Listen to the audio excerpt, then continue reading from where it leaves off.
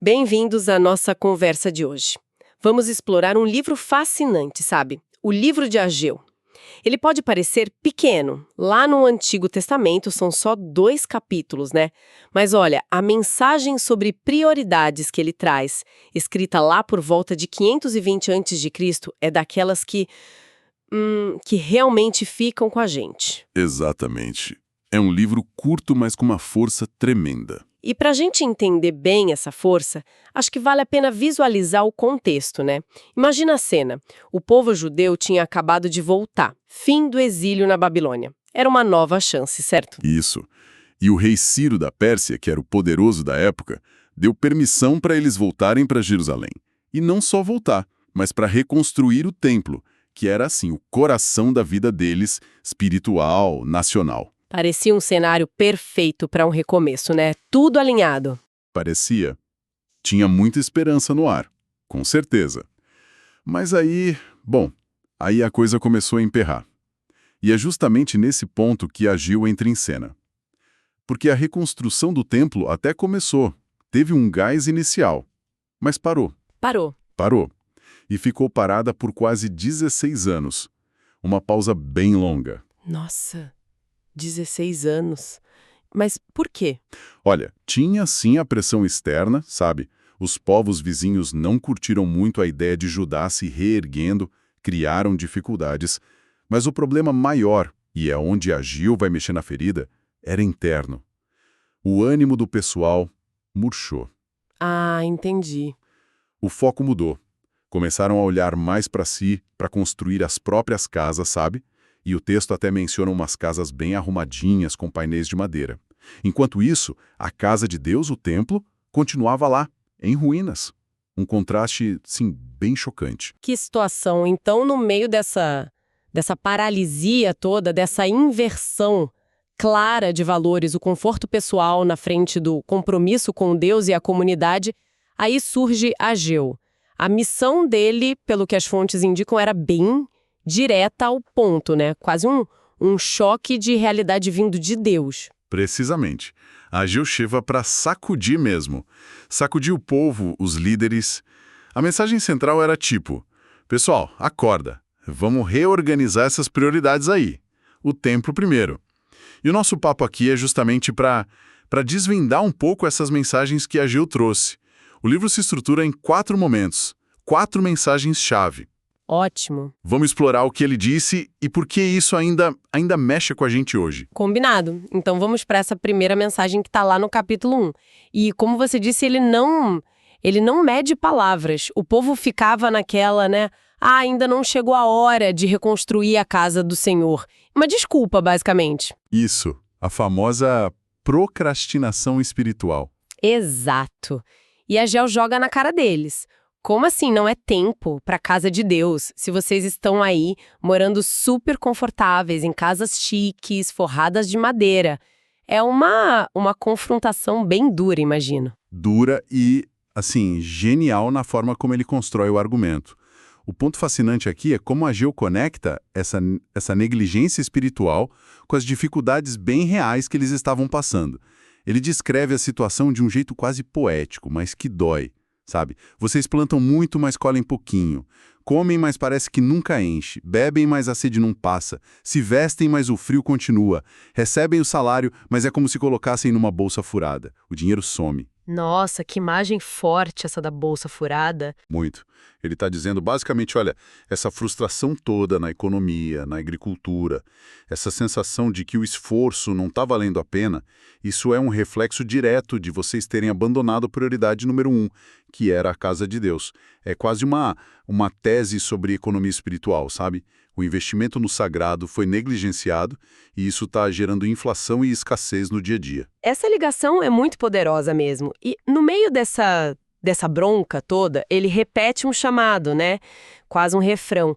Considerai os vossos caminhos. Tipo, parem e pensem seriamente no que vocês estão fazendo, nas escolhas de vocês. É um convite para autoanálise mesmo. Exatamente. Ponderem sobre isso, reflitam sobre suas ações. É um chamado à consciência. Agora, o que me chamou a atenção é como o povo reagiu. Porque uma mensagem tão direta assim, sei lá, podia gerar resistência, né? Poderia. Mas o que o texto registra é surpreendente.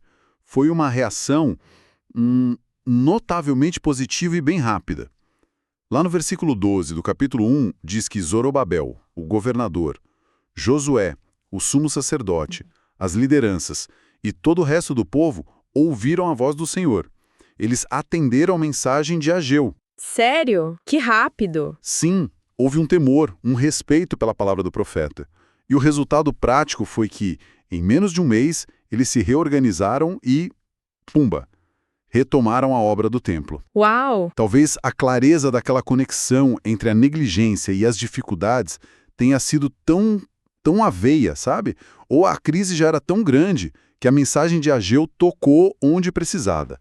A ficha caiu. Que virada! Mas aí a obra recomeça e logo vem outro desafio, né? Isso nos leva para a segunda mensagem, lá no comecinho do capítulo 2.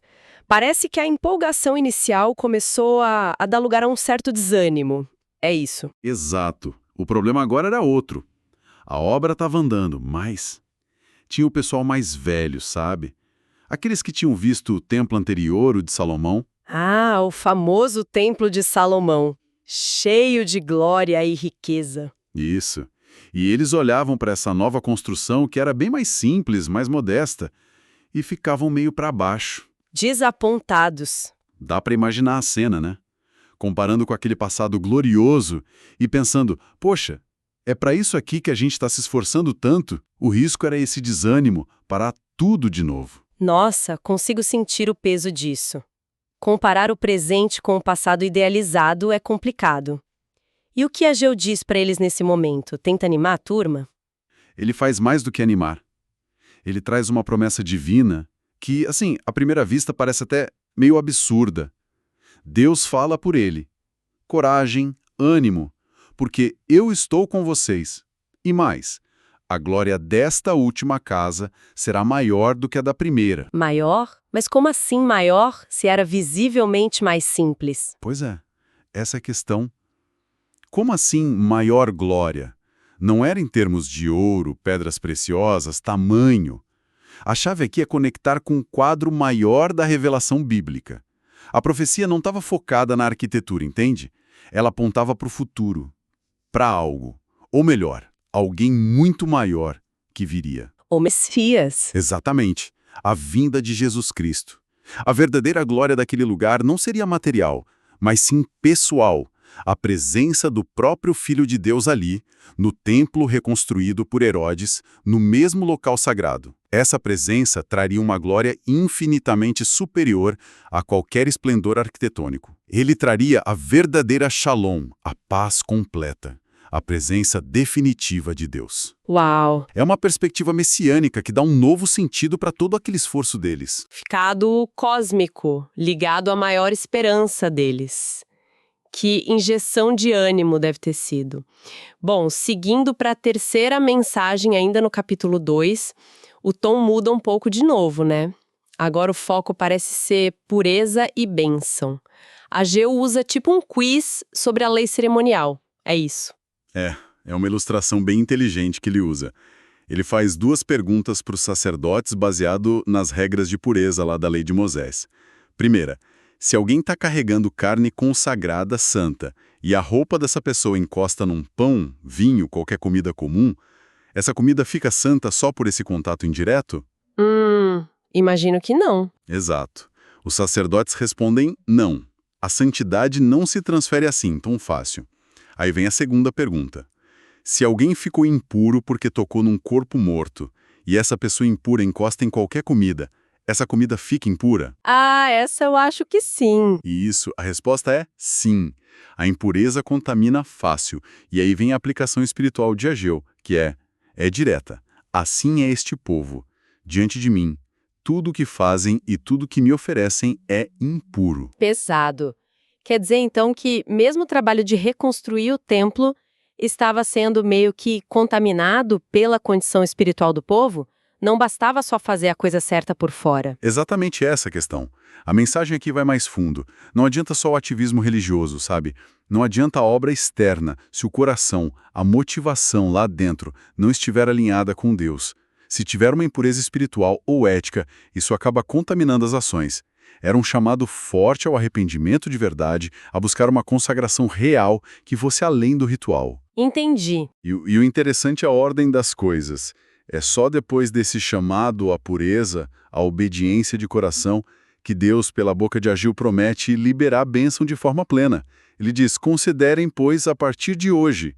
A partir deste dia eu os abençoarei. Isso levanta uma questão importante, né, sobre essa relação que o livro mostra, a ligação entre a sinceridade do coração, a obediência, a pureza interior e a experiência da bênção de Deus na vida prática, nas colheitas, no trabalho. Faz todo sentido. A ação externa precisava dessa coerência interna para ser significativa de verdade e abençoada. Isso nos leva à quarta e última mensagem, que é bem curtinha, lá no finalzinho do capítulo 2.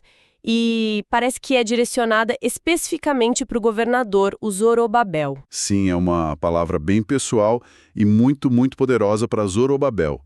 Ele era uma figura-chave, né? Não só politicamente, mas também por ser descendente direto da linhagem do rei Davi. A linhagem real. Exato. E Deus diz para ele por meio de Ageu, naquele dia, eu o tomarei, ó Zorobabel, meu servo, e farei de você como um anel de selar, porque eu o escolhi. Um anel de selar, o que isso significa exatamente? Olha, um anel de selar na antiguidade era como a assinatura oficial de um rei, de uma autoridade. Era usado para autenticar documentos importantes, representava autoridade, segurança, valor, posse. Então, quando Deus chama Zorobabel de seu anel de selar, ele está fazendo várias coisas ao mesmo tempo. Primeiro, validando a liderança dele naquele momento super crítico. Segundo, garantindo a segurança dele em meio às turbulências políticas que o próprio Ageu profetiza que viriam. E terceiro, talvez o mais importante, estava reafirmando a fidelidade de Deus àquela aliança feita com Davi, sabe? Aquela promessa de que a linhagem dele não acabaria e que dela viria o Messias. Entendi. Zorobabel era, portanto, um elo fundamental nessa corrente da esperança messiânica. Era Deus dizendo, apesar de tudo, o meu plano continua firme, passando por você e pela sua linhagem. Que imagem forte é essa do anel de selar? É como se Deus estivesse carimbando, colocando sua assinatura pessoal em Zorobabel e através dele no futuro messiânico. Bom, percorremos as 4 mensagens. Se a gente fosse agora tentar destilar a essência, sabe? As grandes lições que ficam desse livro tão compacto, o que você diria que salta mais aos olhos? Olha, eu acho que a primeira lição, e talvez a que Ageu mais bate na tecla, é sobre prioridades. Ele argumenta de um jeito muito prático que colocar Deus e a vontade dele em primeiro lugar não é só uma questão de, dever religioso.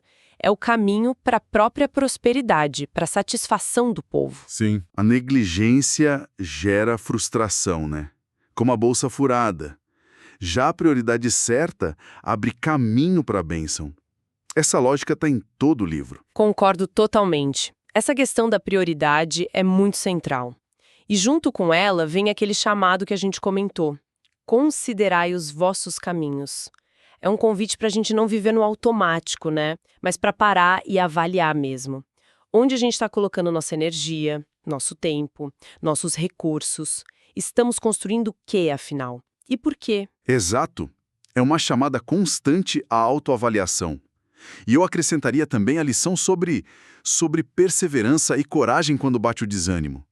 Lembra daquela geração mais velha desapontada com um templo mais simples? Lembro, sim. A resposta de Deus não foi tipo, não fiquem tristes.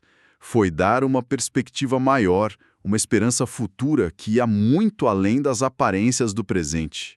É um lembrete para a gente confiar no plano maior de Deus, mesmo quando nossa parte parece pequena ou os resultados demoram. Verdade. A glória prometida pode não ser exatamente o que a gente espera, mas ela vai ser maior. Sim, e essa perspectiva da glória maior ligada ao Messias é fundamental, né? Ela dá o sentido final para todo aquele esforço de reconstrução. Não era só sobre levantar paredes, era sobre preparar o caminho para a vinda de Cristo. A presença definitiva de Deus com a gente, a fonte da verdadeira paz. Isso amarra tudo. Sem dúvida nenhuma. A esperança messiânica é esse fio de ouro que atravessa não só Ageu, mas todo o Antigo Testamento, e que se cumpre em Jesus. Entender isso ilumina a urgência e a importância do que Ageu estava dizendo para aquela geração. Fazer um balanço, então, Ageu é aquele tipo de livro que, sabe, apesar de curtinho e talvez nem tão famoso, funciona como uma lente de aumento para questões essenciais da nossa vida com Deus. Uma joia preciosa, como você falou antes. A mensagem é muito direta, não dá para ficar empurrando com a barriga as coisas de Deus, enquanto a gente se dedica de corpo e alma só para os nossos projetos pessoais. E a relevância disso hoje? Nossa, me parece óbvia, né? Quantas vezes a gente não cai na mesmíssima armadilha? O convite para a gente examinar nossas prioridades é permanente. O chamado para agir com coragem, confiando nas promessas de Deus, mesmo quando tudo parece, será pequeno ou difícil, é super atual. Com certeza. E a necessidade de buscar essa coerência interna, sabe? Essa pureza de coração, de motivação no que a gente faz para Deus ou em nome dele, continua sendo um desafio diário. Perfeito. E para a gente fechar nossa conversa, queria deixar uma provocação no ar. Algo que nasce justamente dessa análise de Ageu. Se o profeta Ageu chegasse hoje e confrontasse a gente com aquele mesmo chamado, considerem os seus caminhos, olhem para suas prioridades. Quais seriam as casas de Deus que talvez a gente esteja negligenciando hoje? Boa pergunta. Penso não só nos prédios das igrejas, claro, mas talvez metaforicamente, né?